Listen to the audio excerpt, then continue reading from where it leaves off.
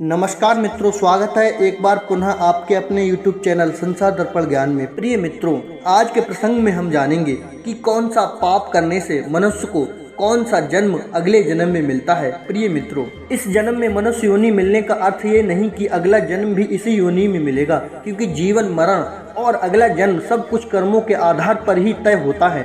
प्रिय मित्रों, लेकिन कई बार गलत कार्य करने वाले ये सोचते हैं कि कोई उन्हें देख नहीं रहा है। इसी आधार पर कई लोग दूसरों को हानि पहुंचाते हैं, कभी बेवजह किसी की हत्या कर देते हैं, तो कभी चोरी डकैती या फिर अपनों के साथ धोखाधड़ी।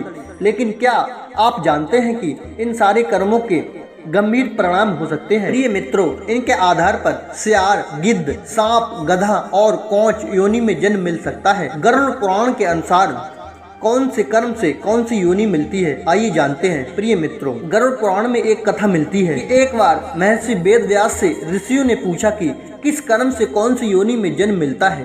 तब उन्होंने विस्तार पूर्वक बताया। वेद व्यास जी ने बताया कि जो भी व्यक्ति पराई स्त्री के साथ संबंध बनाता है उसे भयानक नरक भोगना पड़ता है। इसके बाद एक अलग अलग योनियों में भटकना पड़ता है। प्रिय मित्रों, महर्षि वेद व्यास ने कहा कि हर स्त्री का आदर करना चाहिए, कभी भी किसी भी स्त्री को परेशान नहीं करना चाहिए, अन्यथा ऐसा करने वाले सबसे पहले भेड़िए के रूप में जन्म लेते हैं। इसके बाद वह कुत्ता बनते हैं, फिर सियार, गिद्ध, सांप, कौवा और बगुला बनते हैं।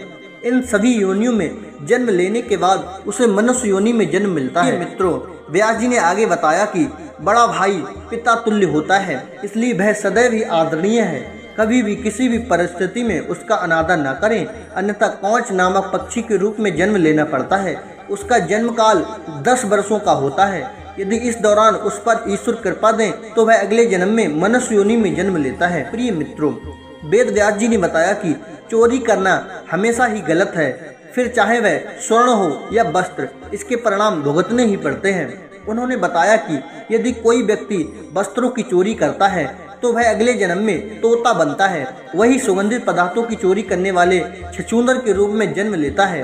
इसलिए कैसी भी परिस्थिति हो, लेकिन चोरी करने से सदैव ही बचना चाहिए। महर्षि ने बताया कि यदि कोई व्यक्ति किसी का कत्ल करता है तो यह जघन्य अपराध की श्रेणी में आता है। ऐसा कर्म करने वाला अगले जन्म में गधा बनता है। लेकिन यदि वह जिस शस्त्र से हत्या करता है उसी से उसकी भी हत्या हो जाए तो उसे मृग योनि मिलती है। इसके बाद वह मछली, कुत्ता और बाघ बनता है। लेकिन इन योनियों में भ्रमण करने के बाद वह मनुष्य योनि में जन्म लेता है। वेद व्यास जी ने बताया कि जो व्यक्ति सदैव दूसरों की मदद करता है, पशु पक्षी और अन्य जीवों पर दया करता है, जरूरतमंदों की मदद करता है और निस्वार्थ भावना से संचित धन का उपयोग धार्मिक कार्यों में करता है, तो ऐसे व्यक्ति अगले जन्म में मनुष्य योनि में ही जन्म लेते हैं।